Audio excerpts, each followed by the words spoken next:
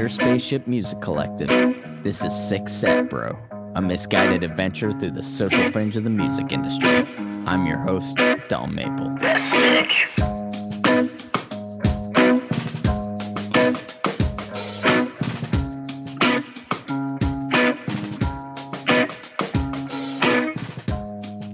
Hello, everybody, and welcome to Six Set Bro, a music and entertainment podcast. We're down a man. We're down a man tonight. We had some. I say we had some technical issues, but we really didn't. No. Mike did though, and so he is not going to be able to join us for this show. But we carry on without him. He'll be back next week. I hope anyway, unless anything else goes wrong again. Edit him in somewhere, like just a little picture.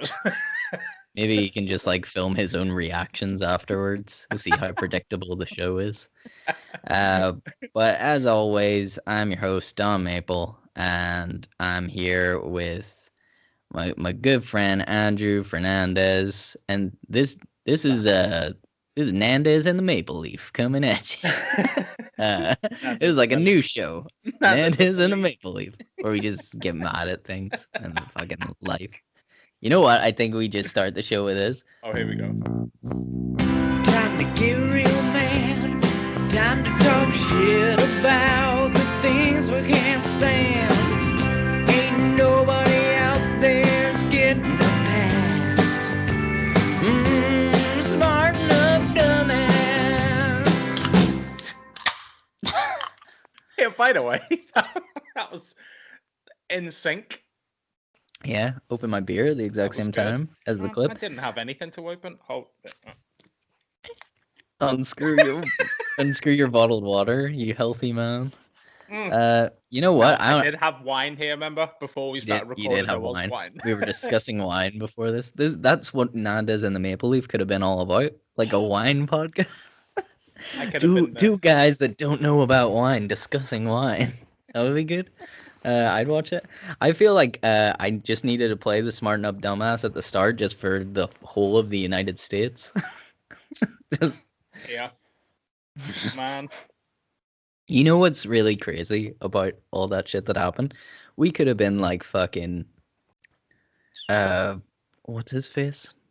What's the Hard Stern? We could have been like Hard Stern reporting live, like whenever he was doing like whenever he done 9/11 live and everybody's like, oh, it's just narrating it in real time. Yeah. It was happening whenever we finished last week's show, and we were like, what the fuck is going on? We should have kept going. We could have live reported on the invasion of the Capitol. How crazy is that though? Like how? Yeah, that's wild. Yeah, it's wild that stuff like that can happen, but also I'm not surprised at the same time. I'm not surprised. I'm not surprised at all. Obviously the worry now is like what's gonna happen next. I mean, fingers crossed nothing, but like, you know, Biden actually needs to have an inauguration. And I feel like whenever like Trump tweeted out, his last tweet before he was banned was saying no, he won't be going to the inauguration, and it's like he got banned after that because it was kind of like you're essentially saying, don't worry, I won't be there. If you want to go there and like, you know, cause a riot, like go for it, because I will not be there, and that's fine. It's pretty much what it's saying. He was banned from everything too, like good? Every type of fucking good social media, everything. It's like. But the thing is, do you know what it is? You'll still see him probably more than you ever have once he goes out of.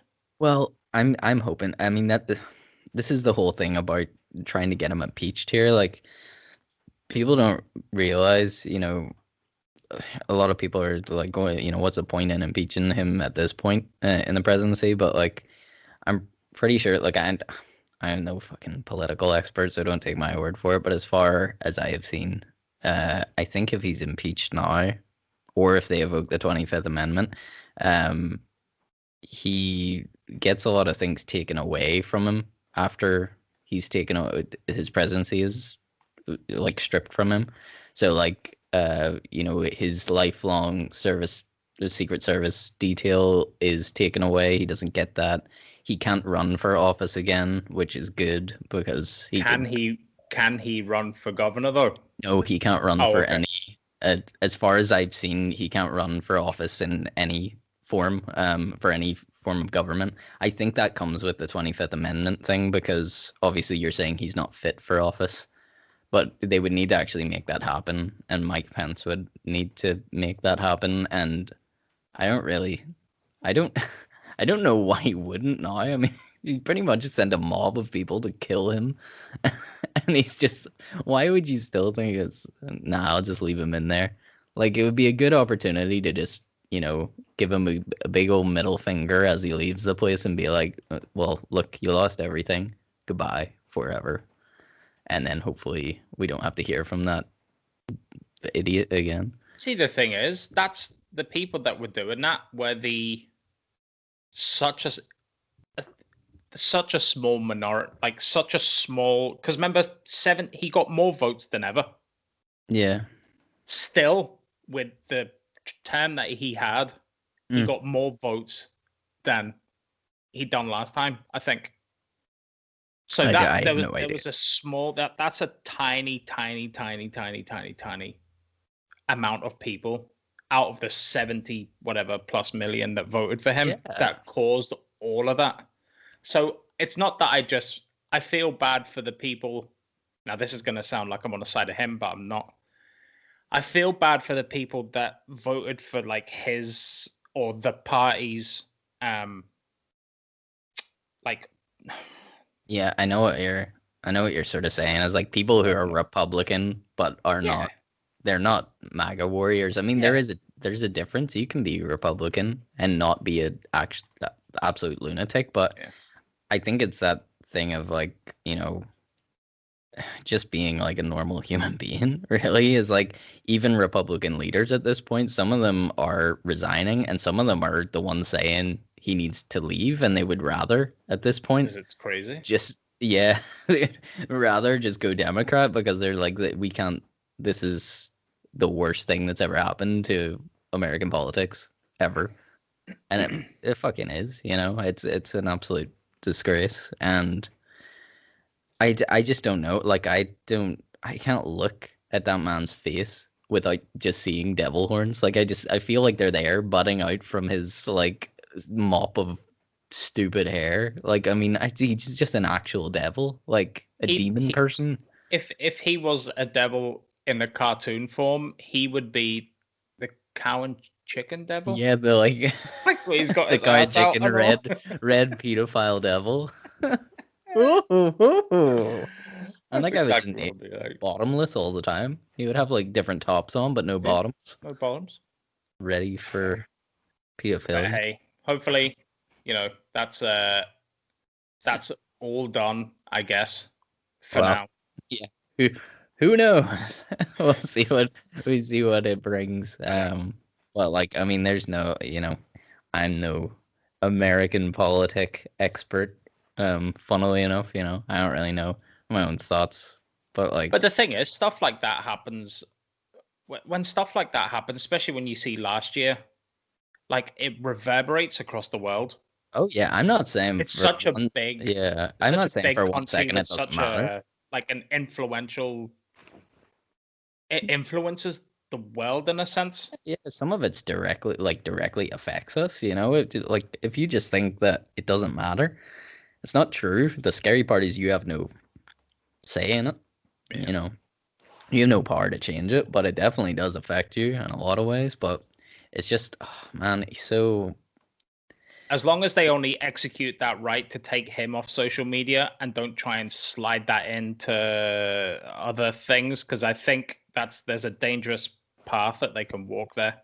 Like they've just whipped him off all social media. Now, that's him, but will they sneakily implement that into like other people? It's like, that's what I'm scared of. It's like, oh, you're going to control what people are saying now, and you're going to like edit people's thoughts and views. Yeah, I mean, I don't know. I really hope not, but it's like, it's hard with the internet, man, because it's like it's like a living, breathing thing now, and it's like needs to ever evolve. I'm not saying that I really want censorship either, but I'm like, you know how much crazy shit is on there? Like, there's stuff I definitely don't think should be on there just because it falls under like freedom of speech. Like, it's just, yeah, I don't know. I find it very difficult. I mean, like, you could probably just find like white supremacist websites very easily, and it's like, do you not think it's kind of fucked up though? And it's like, should that be allowed?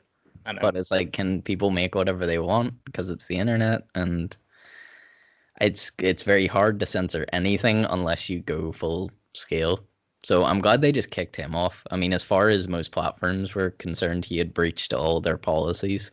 They find like ways to say that, and most of the Twitter thing was to do with misinformation, which is the hardest thing to prove on the internet. But it's just like people just lies so much.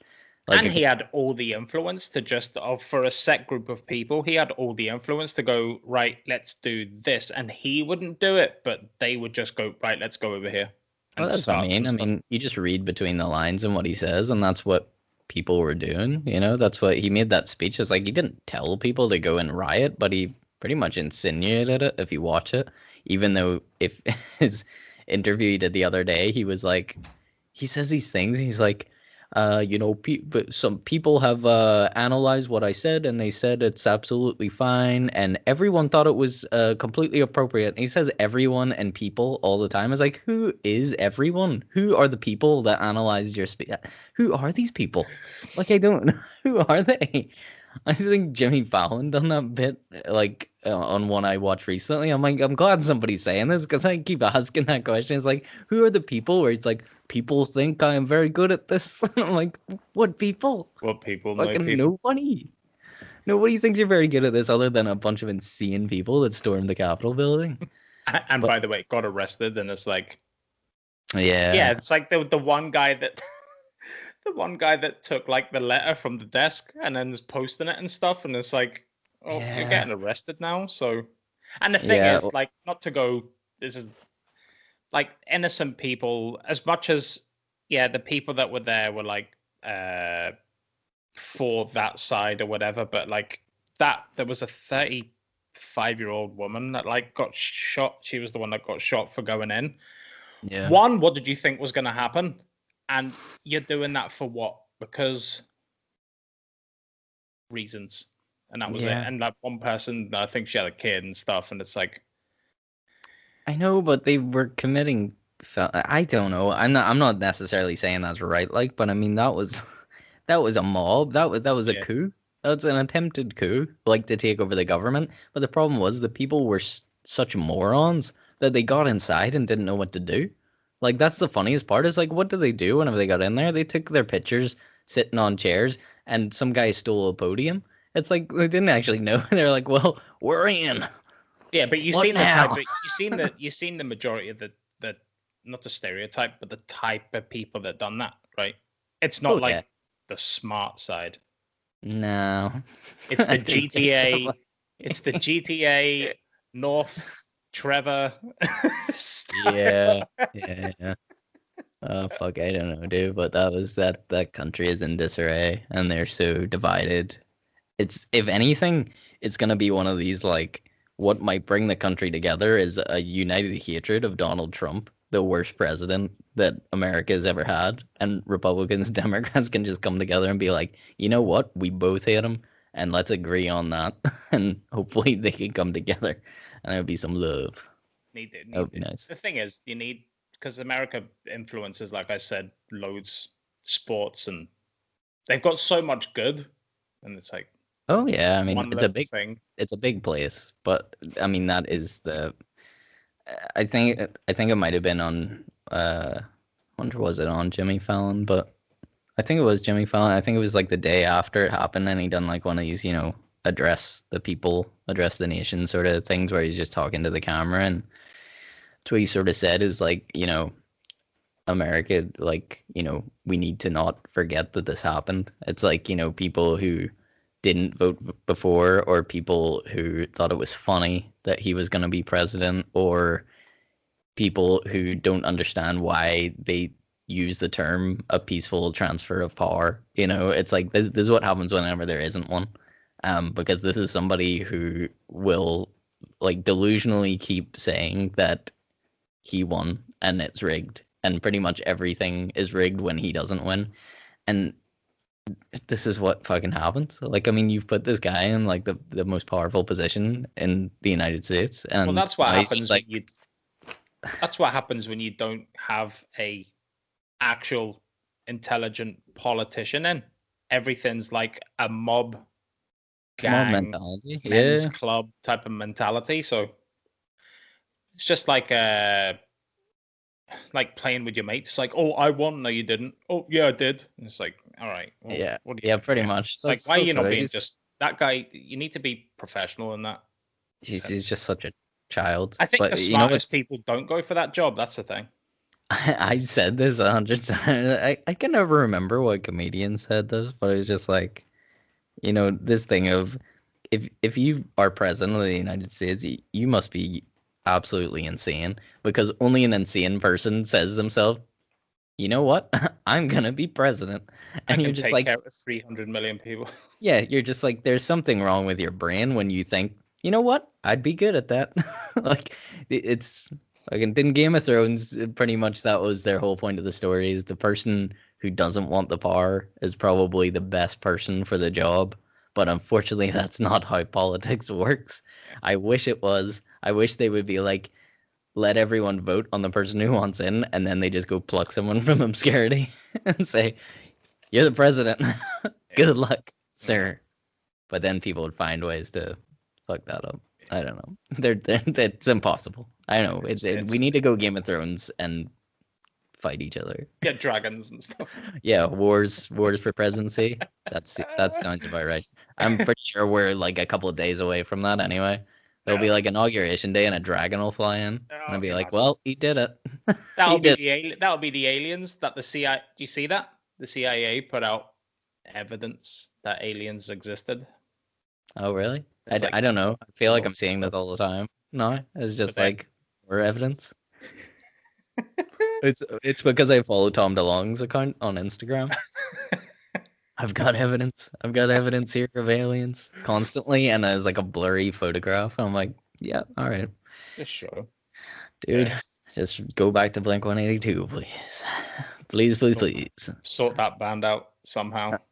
I still haven't watched his. Every time I'm on Amazon Prime, there's like the show that he produced. It's like, what's it called? UFO Encounters or something like that. Really? Yeah, like Classified or something. UFO Encounters Classified. I don't know. You'll see it if you go on Amazon Prime. And then it's, but you have to pay for each episode. And it's like this documentary. Well, even if you have Amazon, I suppose Amazon Prime, you still rent it. Yeah, it's not free on Prime. But yeah, he produced it, and like it's him interviewing all these like military officials about UFOs. Apparently, they saw. So is he done with music completely? Oh no, he's he's just slightly. I say he's slightly insane, but I don't know if he. Like, I know a lot about like Blink-182, diehard fan, like, but I don't know if he's ever been actually diagnosed, but I feel like he has ADHD or something. Like, he has a real hard time focusing on anything, and he's admitted that so many times over. Is like, that's almost the reason he had to leave the band, because he'd have this like manic creative energy and like want to do an EP all of a sudden, and he'd just like drop it on them. And he'd be like, yeah, we got to do this EP and get it out in like 2 months. And I'd be like, what? Okay. And then like everything would be nuts. And then he would go away again and then not want to work on that. He'd want to make a movie, or he'd want to do this and that. That's why he's running that To the Stars Media, where it's like a multimedia conglomerate, I think is what he calls it.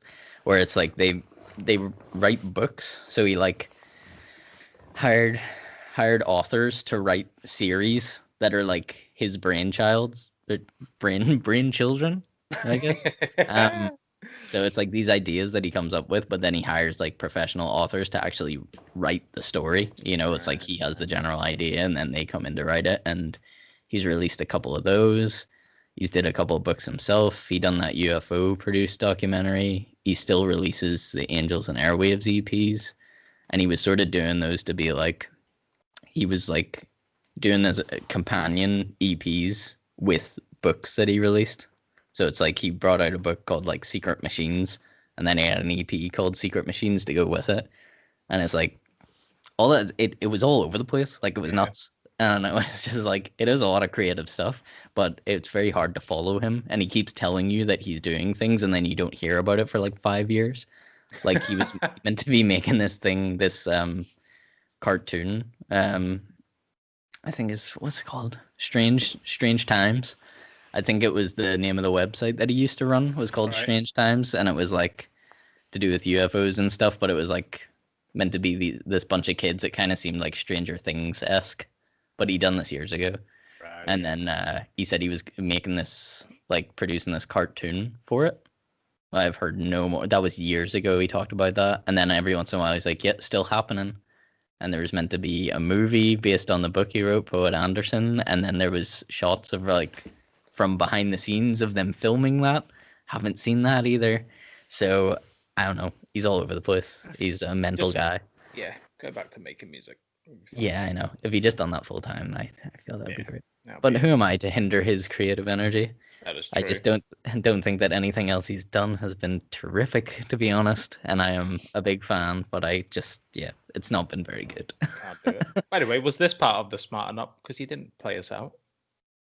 I didn't, because Smarten Up Dumbass was just like for the whole whole thing, the whole of America. I was like, how long did I talk about the Capitol for? No, I should probably find a real one from my list, shouldn't I? I haven't even talked anything about music so far. Do you want me to? Oh, this should have been the big question. So, where is the music scene at the end of 2021? Oh, that's a fucking super question. Like live shows, concerts, touring. Yeah. Man, you segued right in. I was trying to find something to complain about, and you were just like, we're right into the big question. Sorry. Right? You sort of hit me with that. Right. We can come back to it if you've got something. What the fuck was that? We can come back to it. No. Give me big question we're going with. But by the way, I'm getting really bad at posting these big questions, but it's the new year. Do you know what? They'll hear the big question here, and then they can interact on Facebook, YouTube comments. True. Interaction. Interaction is what we need. So where is the music scene at the end of 2021? Yeah, like live shows, touring. My honest thoughts, pretty non-existent, I think, still. The things that I'm reading make it sound like most people just have no confidence that touring can actually continue until 2022. Along with, even if it was allowed, it would be on such a small scale. So I don't really know how much like international touring will even happen, because people want to play arenas like bigger superstars. Locally here, I don't think a lot of bars are going to take risks on stuff until they have the all clear. Unless you're outdoors or something, right? Would you not even take outdoor spacing or whatever? You could do, but I mean, in this country, are people gonna do that in the winter? Probably not. I mean, I don't know. Not to be overly negative, but I just can't see, like, you think of like a big event, like late next year we would have Culture Night, sort of in September time. But I just don't. I don't know. I don't want to be super negative here, but I just can't see it happening personally anymore, because everything is delayed more than we thought it would be. And although they're still telling us like everyone should be vaccinated by the summer, more or less, I don't think that means that we're okay to just like get on with things again. I don't know. I mean, hopefully not. I would love to get back to stuff like that by the end of the year, but I also think the psychological factor will have kicked in, and then a lot of people won't be comfortable with going out anyway, even if it was available. Yeah. But I do think you'll just have that thing of, especially small time bars, something we talked about before, is like they're not gonna take the risk. Not initially anyway. I think they'll wait until they. Do you think they're not taking the risk because, obviously because of what's going on, but also there's a lot of legal insurance Yeah, well, stuff too. that's what I was gonna say. Is it's not even just insurance. It's like Claims. well, think about like if there's an outbreak because of a gig night that you had, it'll shut the place down. How much Yeah, money do they names. lose while it's shut down? Because all their staff probably have to isolate if this is still how we work things at that point. Um, the other thing that's sort of on the bigger scale, like the international artist realm, is it's not even just like we're dealing with two evils right now. We've got the COVID thing and we've got the Brexit thing. Like Mm. they're both working against us. Um, Brexit is like, again, I'm not the same way I'm not an American political expert. I'm also not the British political correspondent. We're not So experts. I'm not. There's no point in like. I always feel people will be like, you don't know what you're talking about. I know as much as I read from time to time, and I know the most recent thing that I'm concerned about is Brexit concerning artists touring. It was a worry that we all had for a long time, that it was going to make it more difficult. I don't really know if you've seen much about this, Andy. Do you know what I do? I don't watch. You don't want. I don't. I keep. Let me I give live- you my version of what I believe is going on right now. Someone correct me in the comments if I'm wrong, but it's to do with the Brexit deal, and essentially, whenever we are part of the EU, it's quite a standard part of all travel that musicians get free visas for like I think it's 90 days they say, and that's what allows artists to travel and not spend a fortune, especially small time bands, because like you couldn't afford a tour if you had to get a visa every time. Like it would be insane. So that was standard practice, and now due to Brexit, even though this was a worry from way back that people said was going to make touring a lot harder, and they were like, no, now it's sounding like there is a breakdown of agreement on that between the EU and the UK. It first came out to say the UK was to blame for that, and then they said no, it's the EU, and then they came back and said no, it's the UK. So they're both blaming each other. Like they're both pointing the finger and be like, no, it was them who didn't accept our deal, and it's like, no, you guys didn't accept our deal. Um, because apparently there was like floated this sort of compromise of like free visas, but only for 30 days. Right. But it's not really a lot of good for bands that want to properly tour Europe. 30 days is not enough time, really. If you think of any big artist that's going to come over to try and do like a world tour and hit as many countries in Europe as possible, like 30 days is not long. You need 90. Yeah. So that's the thing that they said they're still gonna. Sorry, I have my mic there.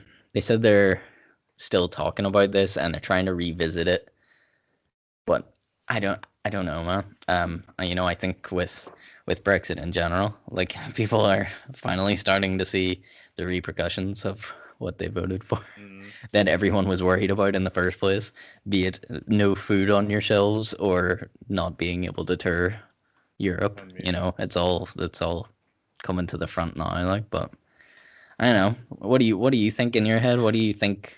Do you think you're gonna be able to go to shows later this year? Do you think that's possible? I think it's possible. I just don't know at what scale. I think it's possible for outdoors. Remember when they had that like outside bar thing near the Titanic Quarter, was it? Near the big like empty car park thing over here.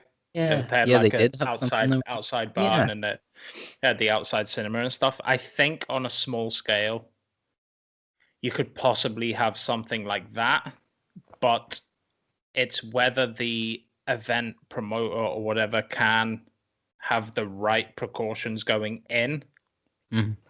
depending on how well this whole vaccine herd immunity, 70% of the population need it, all that stuff. Yeah. It all depends on that number. Now, Mhm. that's not to say that, like you said before, people are going to be kind of wary going out. Yeah.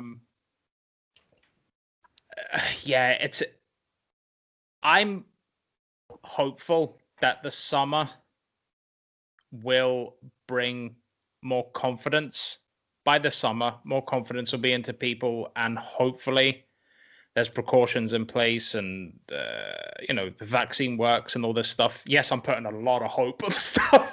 That is a lot of hope, but you know what? You need it. We need it. We need hope. And I think as far as touring, I don't see any small bands doing it. I can see bigger acts because they have the resources to. Yeah, they'll still be able to. I mean, technically, I think if the 30-day visa became the actual thing, they could still do it. It's not gonna be if they could financially. It's gonna be, can they be bothered? Because it's 30 days to do dates, and it's like if they realize that they're probably not making their money back correctly or enough profit, they might just scrap it, and an American artist might just be like, right, well, Europe's out, so we'll just do like North and South America. Like we'll get even less stuff than we already did. Like going back to well, this is like, well, when I say like shows, I mean like including music, stand up, anything, like everything. Like well, it's the same for any. I mean, I'm saying music, but it's like I don't really know what way those visas work for other people in the entertainment sector, but I think it is like it'd be the same. An entertainment visa, like free visa or something. But like, just to say with like the touring and stuff, like going back to us going to see Brendan Sharp, when I was listening to a podcast recently, he said he has two choices this year. He can only make one tour out of the two that he wants to do. One's Australia, two is Europe, UK.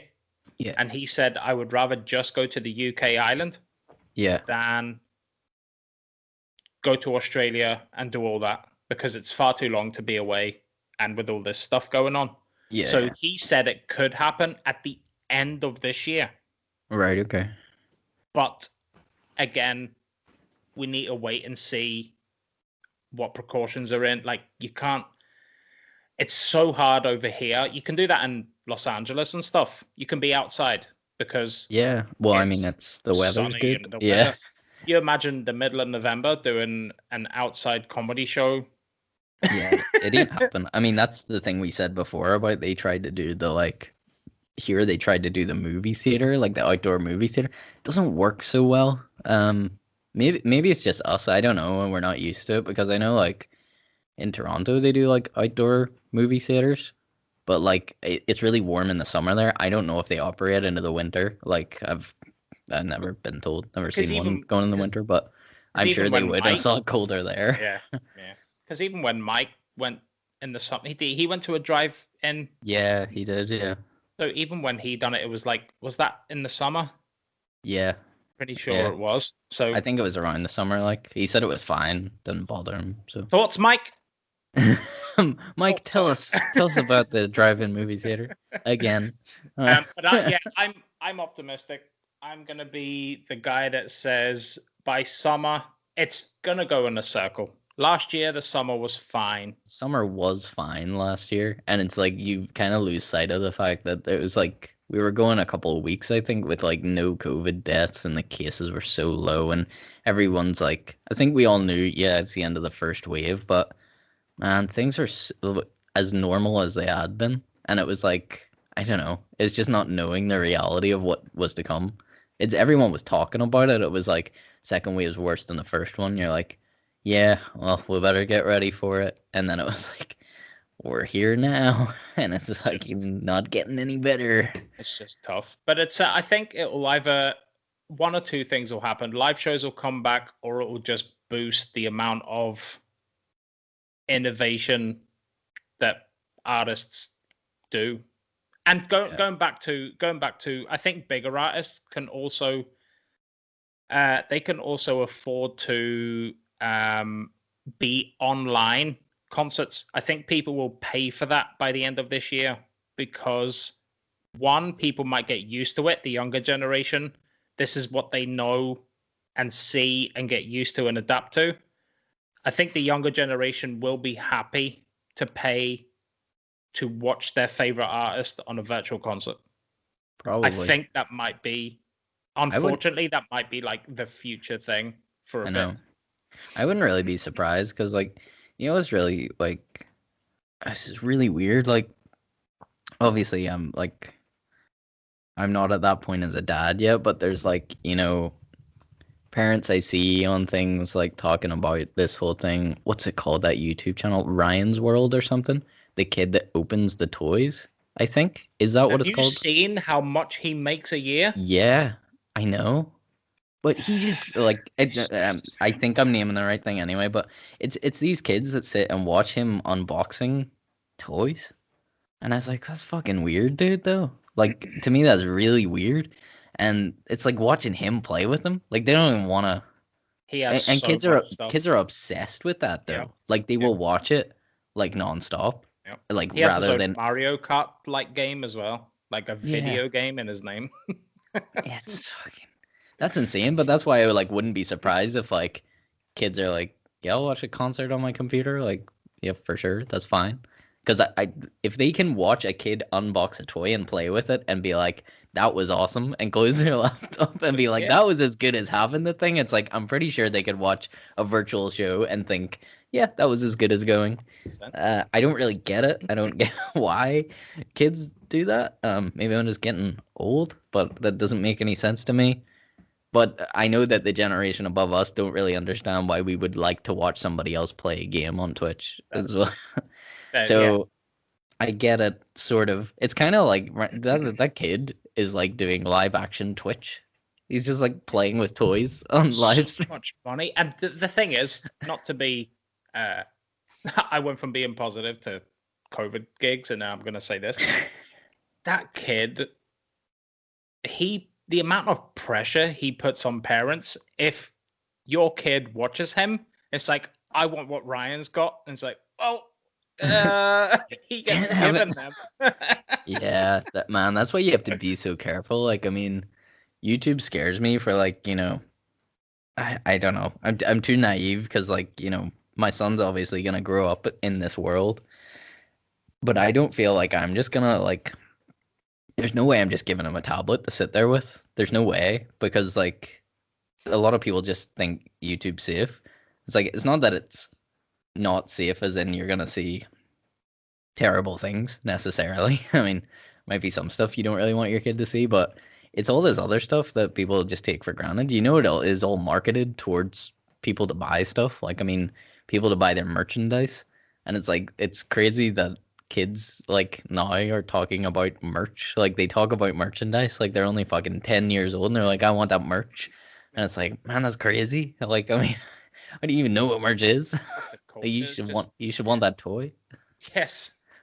Like, I want that merch. I want that merch, Dad. It just goes into the social language. Like we were talking about being the goat and stuff. It's like people will like I'm guilty of it. I know I am, but it's just because it's just part of language now. It used to mean something literal years ago, and now it just means you're very, very, very good at something for a long period of time. Yeah, I know. It's like the literal meaning of things just disappear after. I know it's certain crazy. amount of time. I know. The goat still really bothers me. It's the minute you said it, I'm just like, ugh. Now And I did put an Instagram thing up, and I put 3 goats for people that deserve goats, and it was for Tom Brady because he is. How can there be 3 goats? How can there be 3 goats? That's how much of a goat he is.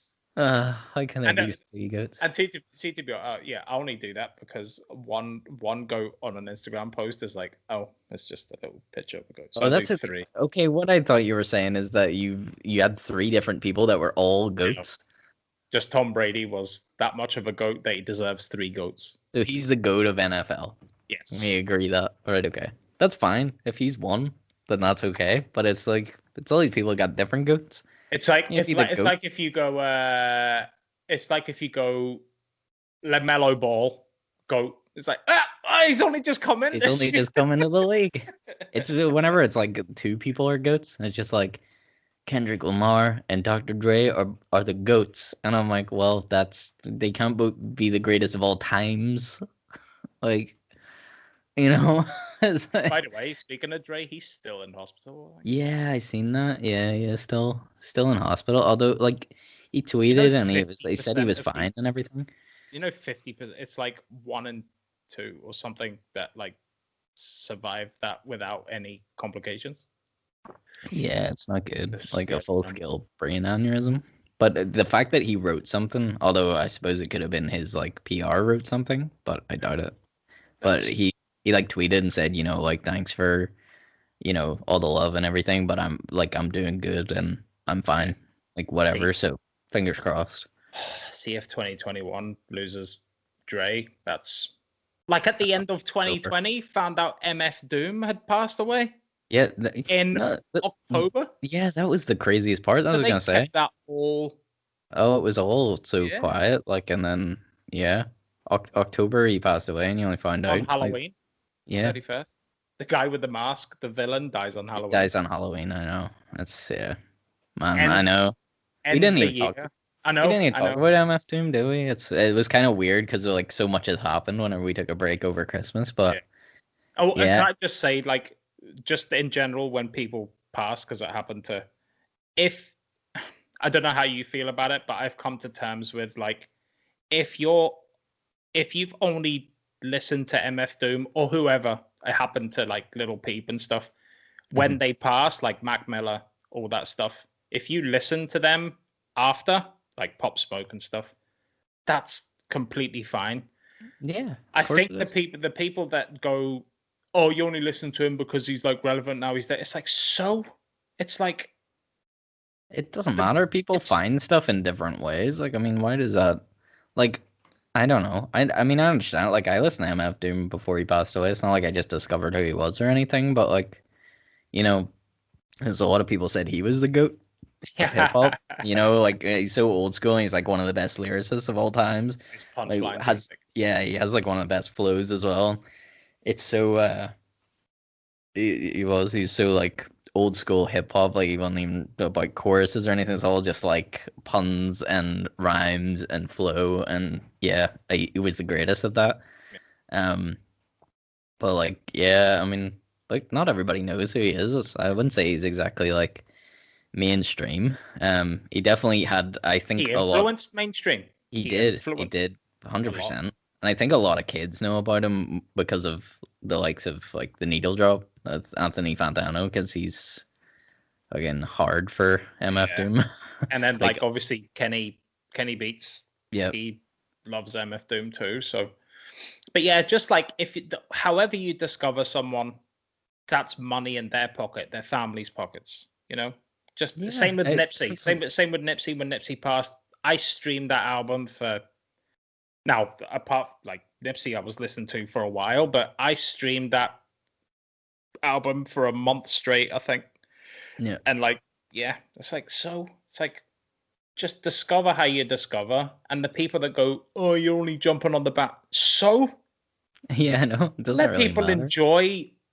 If they want to listen to somebody because they have passed, maybe the music, like if you go back and listen to Pop Smoke's music and you go and you listen to his lyrics and stuff, and it's like you listen to Triple X, like Tentacion and stuff, you listen to their music and you're like, Jesus, that's some looking into the future.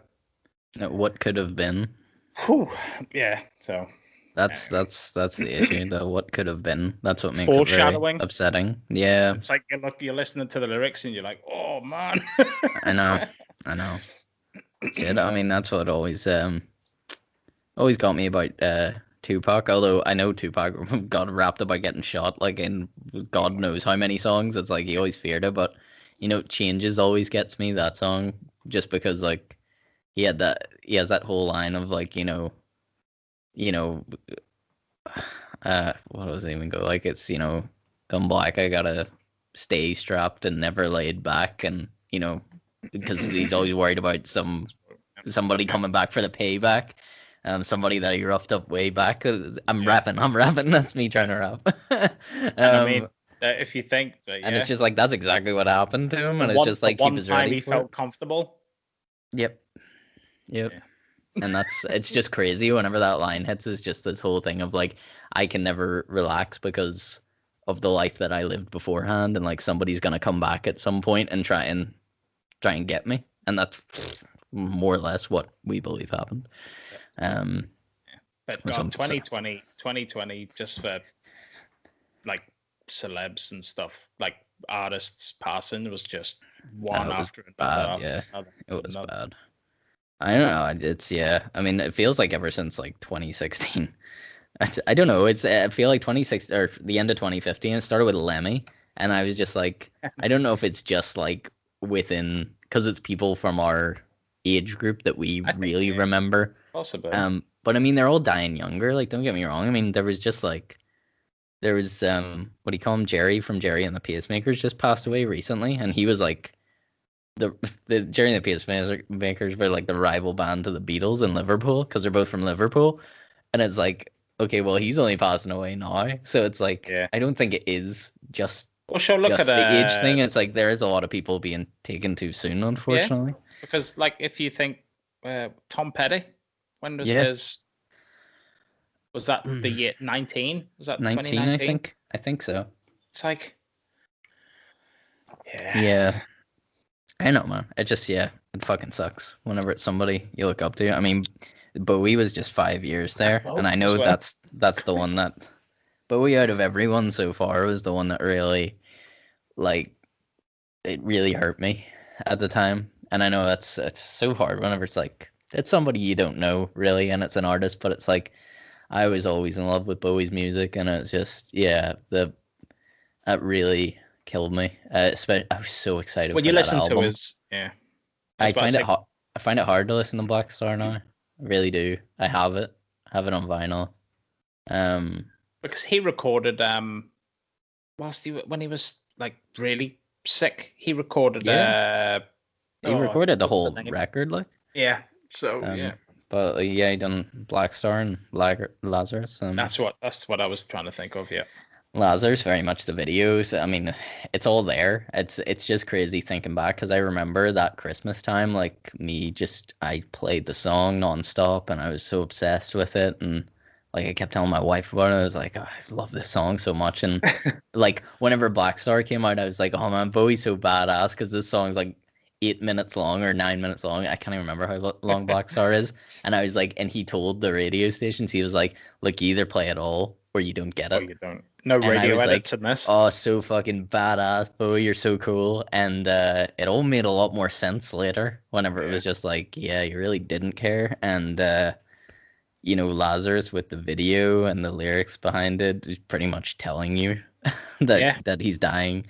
The video is just, to me, like it's him in the hospital bed and he's got the bandages over his eyes, and it's showing you that battle that he has with his illness. But then there's like the version of him, even though he's old, he comes out and he's in like the full body leotard thing, and it's almost like the younger version of him, and it's like he's like dancing to the side, and I'm like, even at that age and as sick as he was, he still did this incredible video.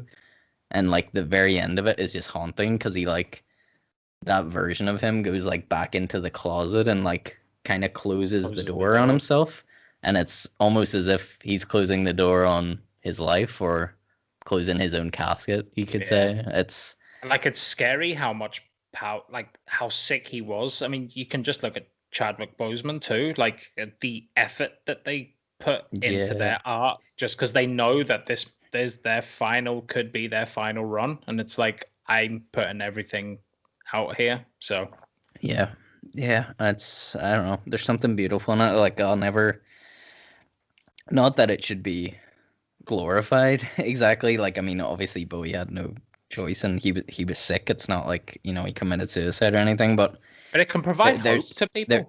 There's some I believe in what he did. Like, there's some beauty in what he did with Black Star, and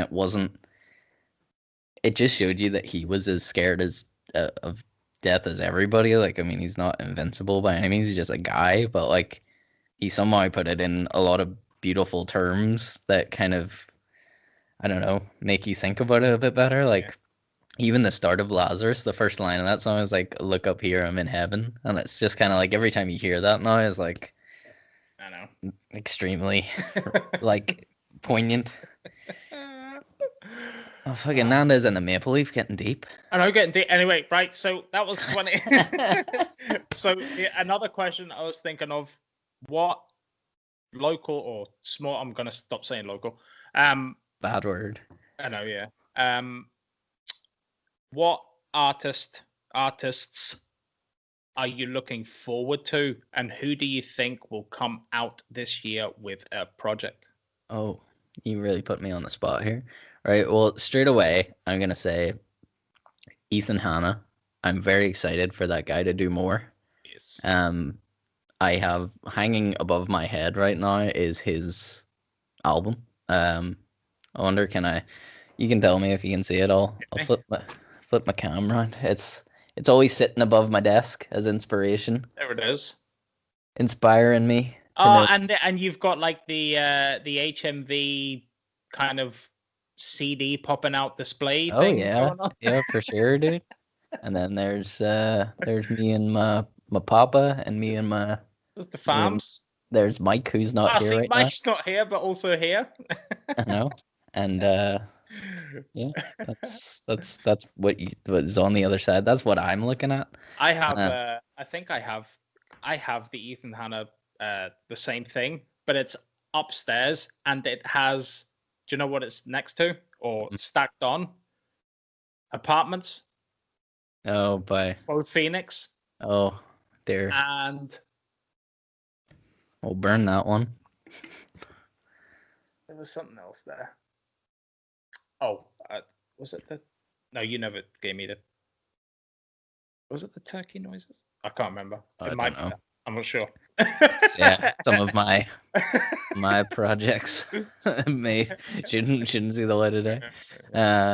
Yeah, well, right. So Ethan Hanna, definitely want to hear more from him. We're actually trying to get him on the show at the minute. I think the plan is to try and get him on at the end of January, and we can talk about that stuff. I'm very fond of that man's music. Like, I really am. Sarah McCready, as always, which I know I always talk about these guys, but I mean, there's a reason why. I'm like, it's just my cup of tea. It really is. Your cam's gone off. No, not my cam. I don't know what's going on with my cam this here episode. You can still hear my voice though. Yeah. Oh, am I back? No, and I'm off again. Very strange. Strange I'm popping on and I'm popping off. I'm gonna try a different USB port, and that may help things. Strange times. But yeah. Yeah, listen to Ethan again, it'll be pretty cool. And like, talking to him and stuff. Hopefully. Hey, there he is. Am I back? Am I back? You're back. Okay, I'm having difficulties all over the show here. I don't know what's going on. Probably because you moved the cam and stuff. Yeah, I probably like pulled it out or something stupid. Yeah, that was dumb. Sorry. Right, let's continue. Yeah. Sarah. Okay, Sarah McCready, definitely, and it's definitely nothing to do with the fact that I'm very excited that we got a collaboration in the works here, and I'm very hyped about that. I think it's really cool. I can't wait for that to be released. I'm trying to think who else I'm very pumped to see come back. I actually got a message from the lead singer of Ember Trails the other day. It's something we'll actually talk about this a little bit more on the next podcast, because I want to play a clip from their upcoming single. He sent me the new single. Those guys have been gone for about 2 years now. I think it's like 2 years, and it sort of seemed like they were done. And it seems like, I guess, lockdown's been a blessing in disguise, and they've decided to get back at it again. So that's very exciting and very cool. And I heard one of the tracks, like a mix of their new single that they're coming back with, and it sounds huge. Like it sounds really big, like a big arena type anthem type thing, and it's yeah, I need to play a clip of it on the show for everyone, but we'll do that next week with Mike because I want us to all be able to talk about that together. But shout out to those guys. They're coming back, and hopefully they get up to some exciting stuff again. Winona Beach. Winona would be Beach nice to... is, you know what? I keep forgetting the fact that like this album that's coming. That's what I'm excited for, is the Winona Bleach record, the full length LP. Yes, I am very, very excited for that. And I keep forgetting. I'm like, yeah, that's coming.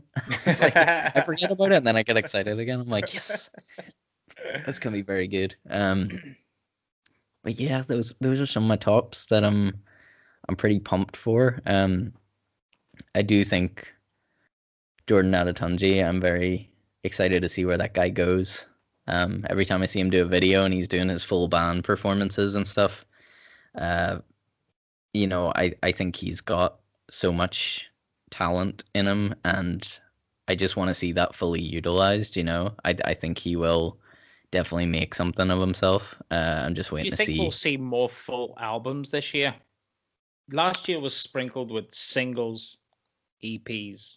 You know what? Singles. And a lot of people... there'll be more, because it almost frustrates me that I go on Spotify every time, like, oh, he's got a single out, she's got a single out, they've got a single out.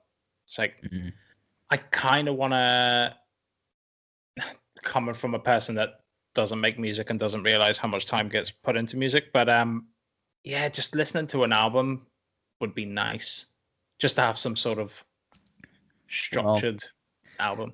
Unless anything goes majorly wrong, I'm gonna bring one out this year, my second album. I'm saving away on that. I'm sort of releasing tidbits on the EPs. You know, I did the Sad Boy EP last year, and then I got Good Boy EP coming out this year, which might have a song or two from the album on it, including some, you know, stuff that's just for the EP. But I am definitely set to do a record this year. Winona Bleach is gonna be a full length record. I know.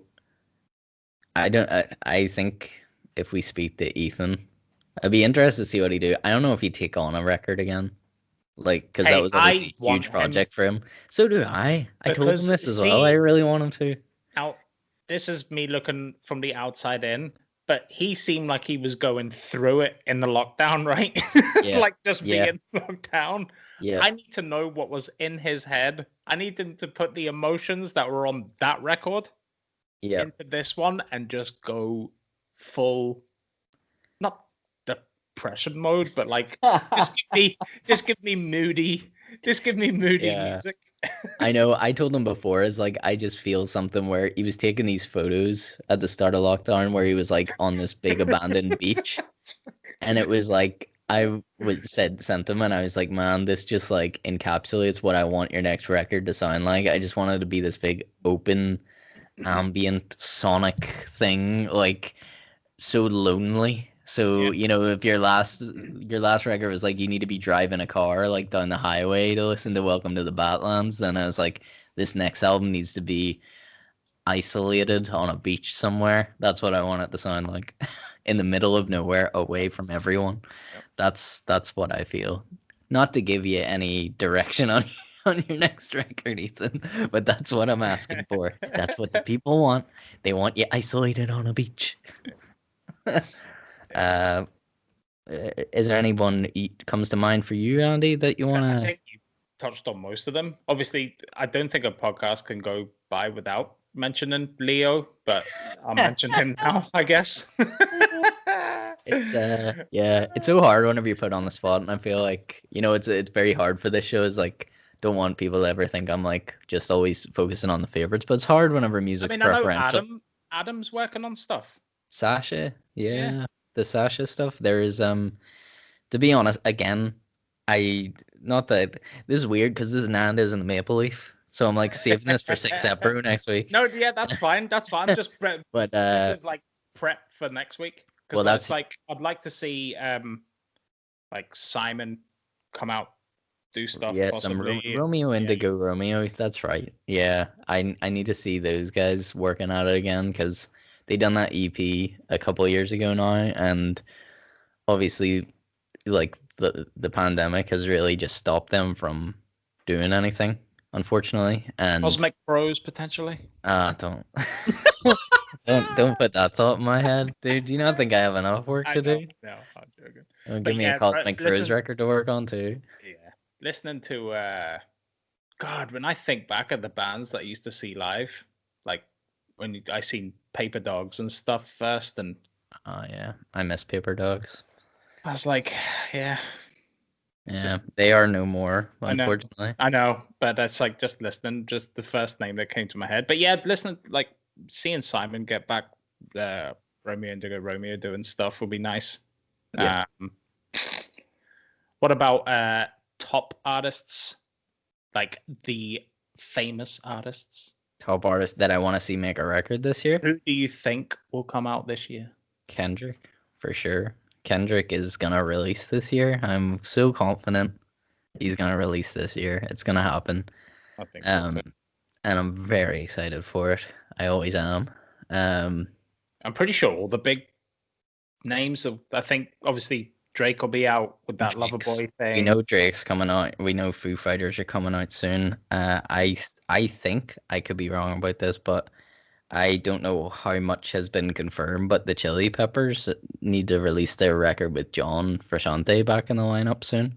That'll happen just pre-pandemic, and then they were playing again. Josh Klinghoffer left the band. John rejoined, and then they talked about writing new music, and then boom, haven't heard anything. So I want to hear that record. I want to hear the new Chili's. I want to hear new Kendrick. I'm trying to think. Haven't heard any Queens of Stone Age in a while. That's, God, he's probably loving isolation, isn't he? I know. He's like he's stopped working for like a couple of days. Finally, he's isolated anyway where he is. I know. That's yeah. I mean, those are like dream, right? Like I would love a new Queens of Stone Age, but I don't think it's been long enough for them personally. It's like I think it's still too soon after Villains, although that was quite a few years ago, but it still feels too soon for Queens of Stone Age. And yeah, I don't know who else we'll see from. Potentially Blink-182 because they kept talking like they were making loads of music after their last album already. They were already back in the studio like going at it again, but I don't know. I think the pandemic will make a lot of bands decide to delay stuff, like big bands like that. But Kendrick has been in the works for so long, and Top Dog Entertainment had teased it a couple of times before lockdown. I think his has just been delayed. I think it's pretty much ready. It would be my guess, and they decided not to bring it out during a pandemic. See, TDE do this really cool rollout where they put their artists out. Like SZA will come with something, Reason will come with something, and then you'll see like Absol and all that stuff tinkering about, and then Kendrick will be a feature. Then you'll get like another 4-part song, and then... I know that's what we need next. We need the Heart. We need the Heart Part 5 before we know Kendrick's coming. That's what's meant to happen. The Heart Part 5. I think the likes of like, I think Rihanna comes back to music this year. Do you think so? I legit think Rihanna will come back to music this year. No, I think it's no go. I don't think it's happening. Not yet. Not yet. Write anyway. it down, like my prediction that the Bucks won't reach the playoffs. Write that down.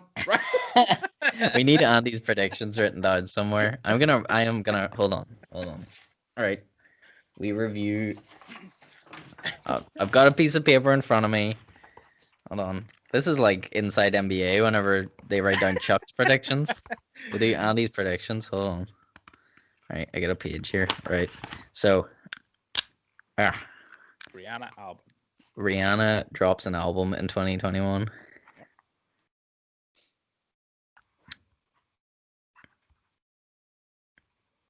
This is dead air of me writing.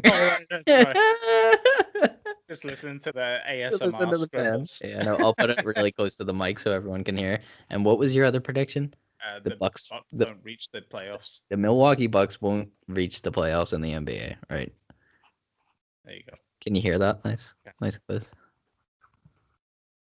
Have you ever tried to listen to them? ASMR things? I'm writing down. The Bucks won't reach the playoffs. It's so creepy. They do all these stupid noises. I don't know why. Why? Sexual.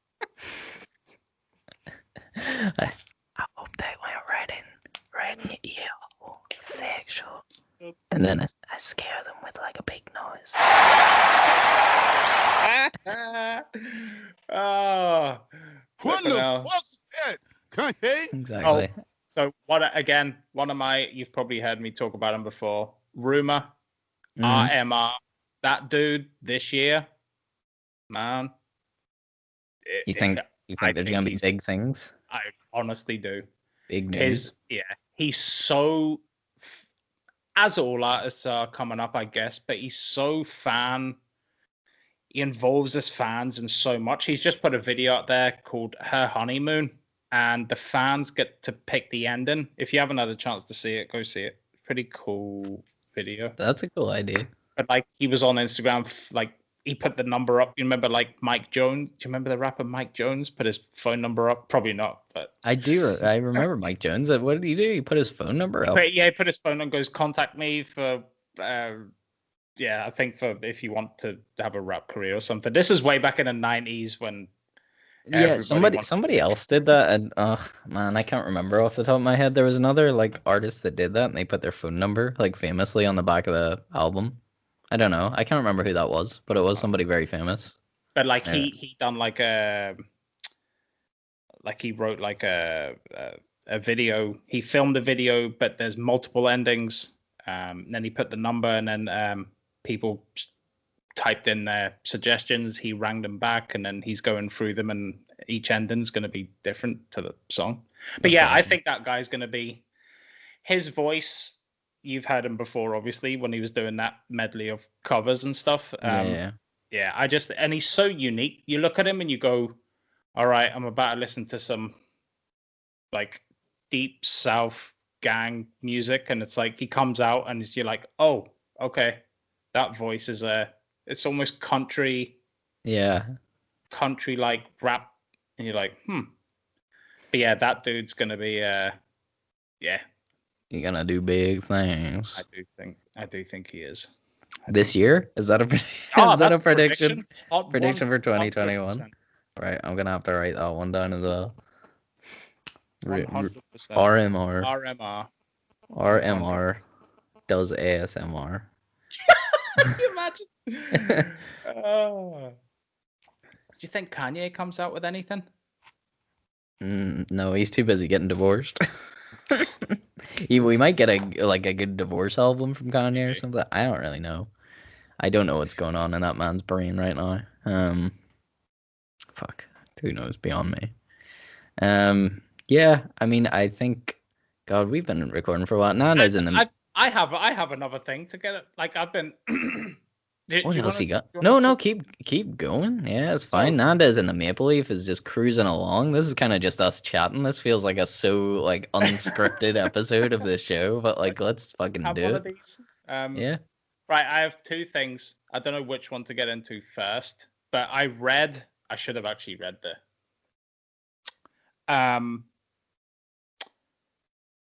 so The Weeknd. Mm-hmm. I've been listening to his After Hours album, and Okay. because of the whole Grammys snub Debacle, yes. the amount of effort that he put into that album, the amount of effort he put into that character, the amount of effort that he put into them videos. It's a short film. Yeah. You talk about some of your albums or some of your concepts going forward that you want the album to be something like a story. Yeah. If you listen to After Hours, and by the way, I listened to Our Thoughts podcast, is where I started going down this deep dive. I'm not going to say deep dive. I'm going to say medium dive. I haven't got time to go deep anymore. Medium dive. So the character Abel, which is obviously him. Yeah, The Weeknd. When you listen to that album start to finish, and you go into the lyrics about how, and you just see his character with a busted nose. Yeah. And you see the videos in chronological order how he made them, and you see the story, it just blows my mind that he didn't win anything. And I keep going back because it's last year, but I know, but he definitely should have. Oh, he's a dark individual. Like when you look back at his videos, he always toys with not suicide per se, but he toys with shit like that. Yeah. And it's like, man, that's dark. It's Yeah. like, yeah, I know I said to you before, because it's like The Weeknd I find hard because in general he's not. It's just the music is not exactly my cup of tea, I guess. I just can't dude, whatever. listen, but honestly, see if you listen to that. I don't know which one to do first. I listened to the Our Thoughts podcast first on After Hours. Mhm. Then I went back.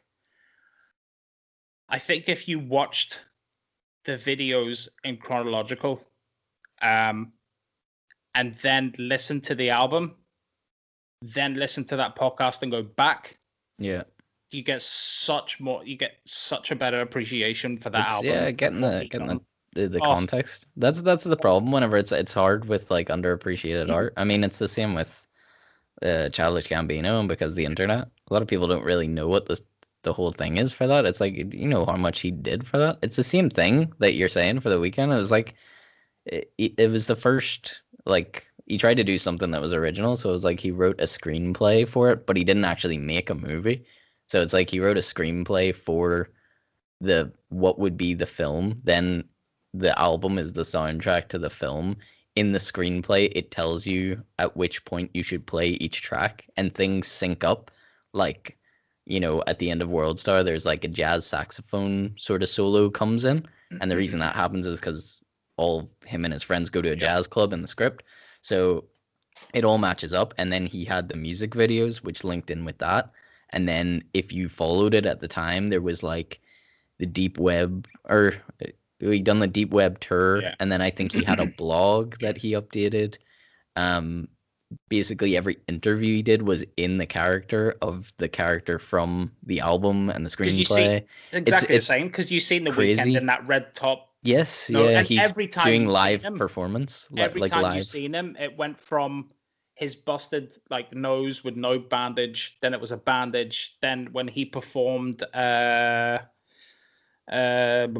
he performed on the bridge, he had like the full face covering. And by the way, I watched that performance twice yesterday, one after another with the fireworks. That dude was underrated. That guy was underrated last year. Jesus Christ. When you look, it's a shame that I have to look back and I don't appreciate. That's what I'm going to do this year. It's not a prediction, but that's what I'm going to do. I need to appreciate stuff in the moment, because I roll too quick with new stuff. It is, and that's the issue. It's hard. It's it's even everybody does that.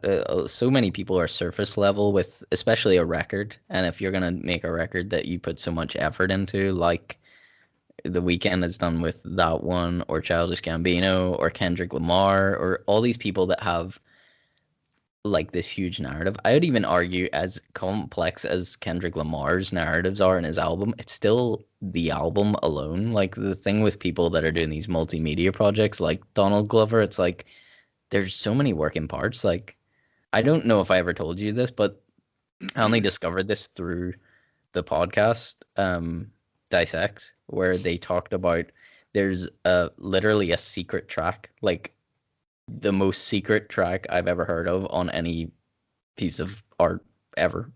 It's ridiculous. So it's like he has on the Kawhi mixtape that came after, right? Because the internet, the one he done with Jaden Smith, that had Sober on it. There's a version of 3005 on that, which was the single from Because the Internet. So there's a version of this song, and it's called 3005, like Picnic Remix or something like that. And if you listen to that, it's like a slightly different version of 3005, but it has nothing in the verses. It's just an instrumental, but it has like a chorus. And I always thought that was weird. I I listened to it before and I was like, well, that was strange. Like I don't really know why he did that. So apparently what happened was the website that they had built for because the internet, um, in it was this secret like MP3, and people find this by like going through the code. And the thing was, if you watch the interviews with Donald Glover at the time, he wouldn't shut up about coding. Right. Like he kept talking about coding. He's talking about the internet, and he's like, kids need to learn how to code now. Like coding is the next thing. It's everything because it makes the internet, and the internet is everything. And it's like learning how to code changes everything. And people probably thought he sounded a bit insane, but the clues are sort of there to like you had to go into the code of that website, and you could find this MP3 file, and if you opened it, it's just a cappella of Donald Glover singing. And if you were savvy enough to know at the time, which some people figured out eventually, is you take that a cappella of him singing and you put it on the 3005 Picnic remix and they sync up. So that's one song together, but he hid the vocals like in his website, and people find that and put it together and it's a song, but you would need to go and do that yourself. Only the diehard fans find that song. Like, I mean, you can look it up on YouTube and like find the secret 3005 Picnic remix and listen to that. I'm like, that's some crazy shit. And most people only heard that one single of that album. That is the crazy shit he was getting up to. Other than filming that whole fucking kind of short film side movie at Chris Bosch's mansion. I mean, the whole thing was such a huge production. And I feel people didn't really get it. That's the sacrifice you have to take as an artist, though, right? You have to put all your effort into something that only a small percentage of people will make the effort to dive into. Your diehard fans. And it is hard to take that plunge because it's like, especially starting off small, like I love hiding stuff like that in my music. I love hiding Easter eggs and having a narrative that goes through it, and I kind of want it to speak to people. But one question: if you when you do that, when you're in the process of doing that, you still get the enjoyment knowing that you've done it, even if nobody listens to it, or do you find more satisfaction? Obviously, you'll find satisfaction people listen to it and discovering it, but do you still get the same enjoyment just producing that? I mean, yes. Well, I think for my own thing, although it feels weird because you just want to be the guy that just puts it out there and is like, let the art speak for itself. But then I'm like, it's hard whenever some people don't are not gonna pick up on it. I'm like, did you see what I did with that there? Yeah, did you see what clever thing I did? Yeah. I'm like, like if you listen to my debut record, Sorry, like there is a hidden track at the very end of that. Like if you listen to Insecurities and listen the whole way through to the secret track at the end, it is there to give you like that really is the final song of the album. I feel it sums up the album very well, but it's a secret hidden track and I don't know if everyone's even heard it. And if you listen to the sound effects and everything that's going on, it's all there to give you a clue of what the next record is. Like I already knew it at the time, and it was just to sort of leave you on a cliffhanger per se until the sequel comes out, which is what I'm working on now. But yeah, it does suck because obviously I can see my Spotify stats, my listen stats, and I know that Insecurities, the last song on my debut record, is my least listened to song. So whether or not people have actually ever stayed to the very end of the album is a mystery because it's a classic hidden track that well, you know what people don't know. Now they can go to the end. Now they can. They can go and find know. the secret song that will give you a hint of what I'm working on right now. So, but just balls deep in the weekend. That's all. Balls deep in the weekend. That's a quote. Jesus Christ. But yeah, because that there was a portion of the album where I almost synced it to Kendrick. You know when he done the song when he was in there. Oh my God, what was it called? No. The one where he's like pretty much drunk. It's like the really dark song, and then All Right comes straight after that song. Yeah. There's a contrast in the Weeknd's album, exactly the same as that, and I'm like, oh my god, this is a Kendrick thing. Yeah. Or did you just get the really dark? I'm depressed. I'm a lot like all this stuff. I'm drinking. I'm doing this, and then there's an upbeat song straight after that, like with Kendrick like says, I've snapped out. Yeah, I've Just snapped out of this. It's the highs and lows of life, and it's amazing whenever you get that in an album that it's like really depicts that. Because the song you're thinking of is you from To Pimp a Butterfly. But yeah, that's I love stuff like that. I love a flowing narrative that way, you know. That's what I'm saying. Like if you just, whoever's listening, if nobody listens, fine. If anybody listens, if you just go and listen to that album, just take it as a musical project, and I pull up Rap Genius or whatever, and just listen, or go listen to that other podcast, the Our Thoughts podcast first, and see the structure of how he done the videos, the stories behind the videos, the lyrics behind the songs, how he structured the album. Yep. Yeah. I know. So much respect. Well, you inspired me to like. I will try harder. I will try harder for the weekend. I knew that he did that with that. Like, I mean, that's what I kept saying is like, I definitely appreciate what that guy does. Like, fully. Like, he does the sort of thing that I'm totally into. It's just sometimes the songs I just can't really. I guess they're just not my type of songs sometimes or whatever. But I don't know. Gonna try again. And he had done that when he was, I think, the Blinding Lights or one of the songs he was working on with the same person that was doing the music for Uncut Gems. Oh. Because obviously he was in Uncut Gems. Yeah. Himself. Mm. Who was that? He wasn't the guy that worked on Childish. No, it wasn't. But yeah, so his character was made during Uncut Gems, like that type of the type of character Adam Sandler plays. Yeah, I was gonna say is this where he got like the bandage on the nose from? which is weird how in sync everything was. Yeah.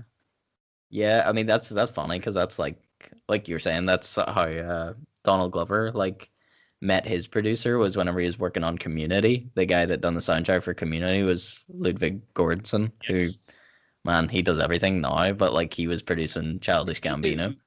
Did he do? He does like Star Wars music. He does the Mandalorian music. That's why. And he done Black Panther as well. And he does loads of stuff. He's such a cool guy. But yeah, he's produced all the Childish Gambino records ever since the start. Which is awesome because he met him on Community. He was doing the music for the show, the score for the show. Crazy how that happens, like, but. And then you get Redbone, and it's like, there you go. Yeah, I was like, oh, dang. There you go, everyone. Did you have a second segment? Nah, my other topic's just about it was just like how video games are now the forefront of culture. Throwing that in there. Come watch me on Twitch. No, you can do that as well. No, I'm gonna read it. It was literally the article in The Guardian was like, video games have replaced music as the most important aspect of youth culture. Yeah. But I think video games and music are like this. Oh yeah, they're in sync. I mean, I don't think you can separate. I think that article's like, it's more, you can't have, if you play like I don't know, Skyrim, Last of Us, Zelda, whatever, and the music hits, but you're playing the game at the same time, there's an euphoria or a sadness or something that just comes in tandem with both of them. So for sure, it's attached.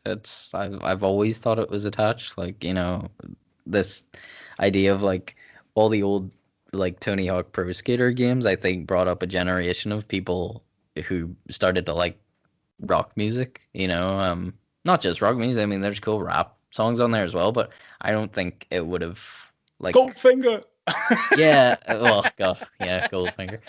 But I mean, there's so many cool things on those soundtracks, like such cool songs, and like stuff like Fugazi and stuff was on the Tony Hawk soundtrack, and that's just That's when I yeah, heard Paparazzi from Exhibit for the first time.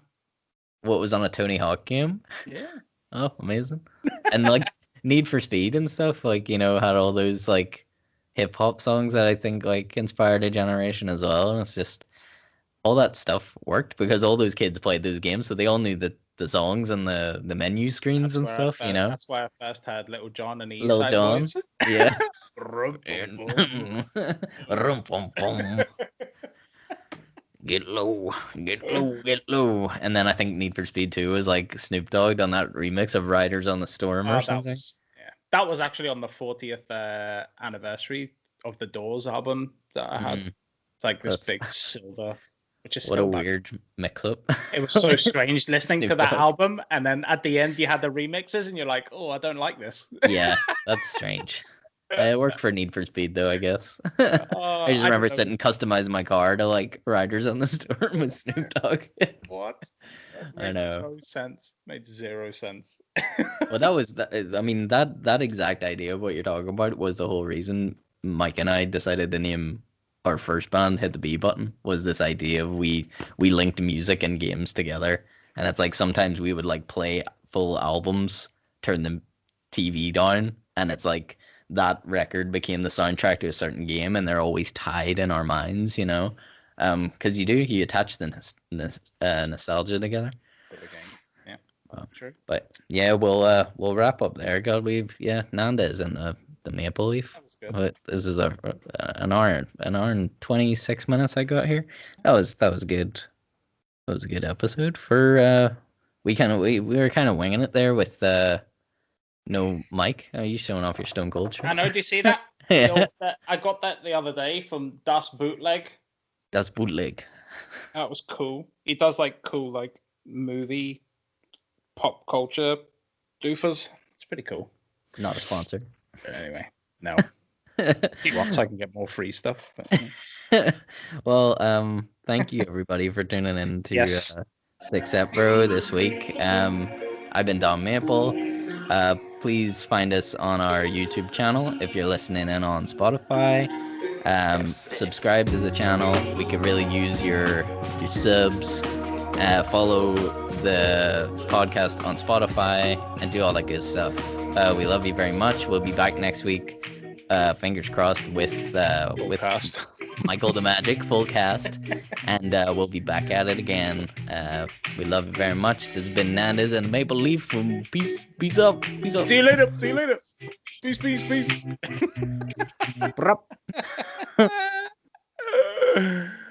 I just kind of cut off the exit music for some reason. Went wrong. There it is. That's better.